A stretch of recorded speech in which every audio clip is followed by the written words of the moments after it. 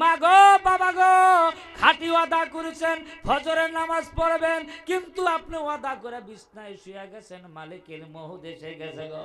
আর এই ফজরের নামাজের আসার আগেই কোনো একজন মা, কোনো একজন বাবাজি যদি মৃত্যু বরণ করে, এই হাত তোলার খাতিরে আল্লাহ কালে জান্নাত দিবে, কোনো সন্দেহ নাই। একবার জোরে কোন সুবহানাল্লাহ। কালে নামাজ পড়বো বাবা, পড়বে ইনশাল্লাহ। ফাঁকি দিবেন? ফাঁকি দিবেন কি? আল্লাহ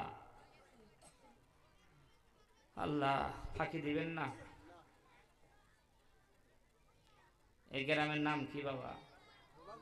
হ্যাঁ, ডবাকুড়া।